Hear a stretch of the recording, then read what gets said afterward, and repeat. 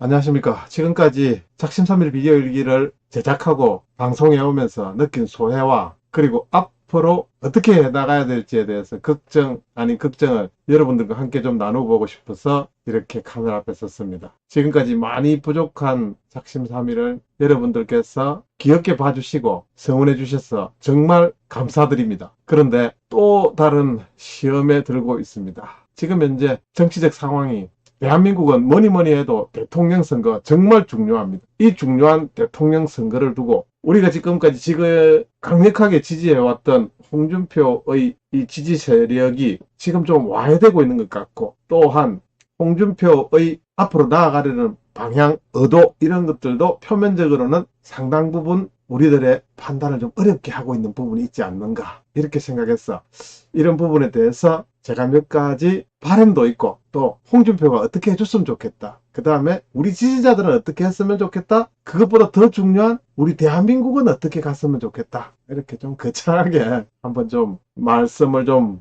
해볼까 합니다. 지금 시점에서 홍준표 지지자들의 나아갈 방향 이런 것들에 대해서 한번 좀 생각해보고, 또 어떻게 나아가야 될 것인지에 대해서 여러분들과 함께 이야기하고 싶습니다. 사실 어떤 정치를 한다는 것보다 어떤 정치인을 지지하는 것, 그것은 사람을 지지하기보다는 그 사람의 생각과 그 사람의 나아갈 방향, 국정 지표 뭐 이런 것들을 주로 응원한다 이렇게 생각할 수 있지 않겠습니까? 그런데 저는 기본적으로 이렇게 생각합니다. 어떤 것이든지 좋은 점이 있고 나쁜 점이 있습니다. 그러나 사람의 사상 체계 자체가 자유와 개인을 중요시하느냐, 아니면 평등과 사회주의를, 사회가 나를 위해서 뭔가 기여하고 강압적인 어떤 관여를 하는 것을 좋아하느냐, 이것 두 가지로 크게 나눈다고 저는 생각합니다. 그게 좌파 우파의 구분점이라고도 이야기들 합니다. 그런데 우리가 가만히 잘 살펴보면 홍준표 지지자들은 자유우파, 시장경제, 다른 사람이 정치인이 나에게 그렇게 많이 관여하지 않았으면 좋겠다, 내 스스로 내 삶을 개척해 나가는 이런 사람들이 주로 홍준표를 지지하고 있습니다. 홍준표께서도 좌파 우파 뭐 중요하냐, 좌파 어떻게 구분합니까, 이렇게 질문하면은 자유를 강조하면은 우파, 평등을 강조하면 좌파다 이렇게 말씀하시곤 합니다. 저도 예전에는 잘 몰랐습니다. 최근 들어서 정말 이 사상체계, 자유를 강조하느냐 평등을 강조하느냐, 이것의 분명한 차이가 정말 너무너무 큰 차이를, 그 다음에 그 두 가지의 차이점은 서로 화합할 수 없고 절대 양립할 수 없다는 생각들, 이런 것들을 가질 수밖에 없게 되었습니다. 혹시 제 채널을 보고 계시는 여러분들께서도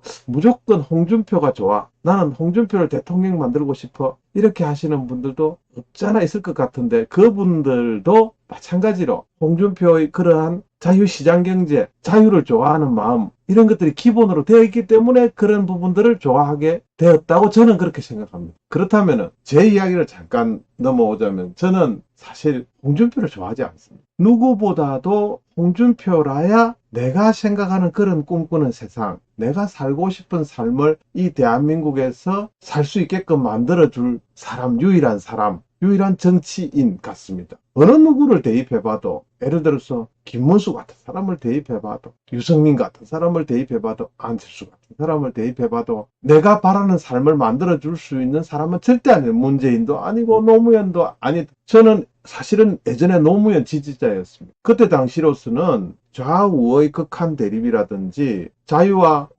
평등에 대한, 좌우에 대한 정확한 구분점을 몰랐기 때문에, 그 다음에 뭐 그냥 겉으로 보기에 좀 더 솔직하고 좀 더 마음에 있는 이야기들을 직설적으로 잘하는 사람, 그래서 노무현이 마음에 들었습니다.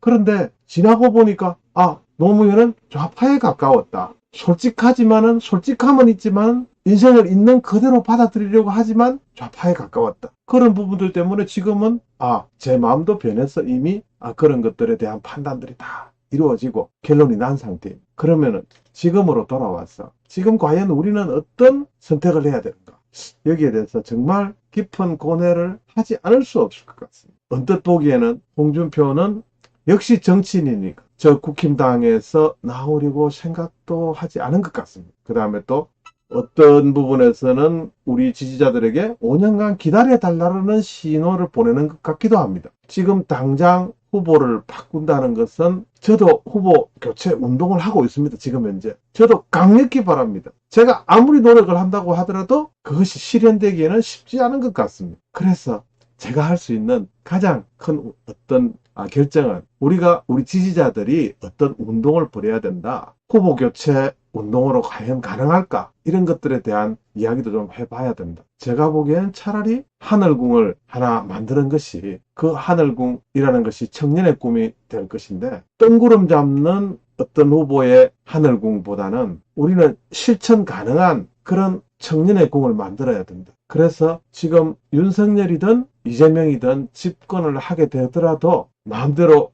개헌을 한다든지 자유시장 경제의 기본적인 틀을 마음대로 움직이는 그런 못된 짓은 막아야 되겠다. 이것이 가장 큰 우리의 목적 아니겠습니까? 저는 당당하게 말할 수 있습니다. 저는 홍준표를 좋아하지 않습니다. 저는 홍준표가 꿈꾸는 세상을 좋아하지 홍준표를 절대 좋아하는 것이 아니에요. JP 레코더 작심삼일 비디오 열기 정말 뜬구름 같지만은 어떤 것도 아무도 대안을 내고 있지 않습니다. 대안을 낼 수 있는 분들이 없습니다. 저라도 작은 대안이라도 하나 내놓자 하는 것이 우리도 하늘궁 같은 것을 만들어야 돼요. 그것이 청년의 꿈인데 지금 현재의 홍준표가 가고 있는 청년의 꿈, 주식회사 청년의 꿈 이렇게 회사까지 법인까지 만들었다고 들었습니다.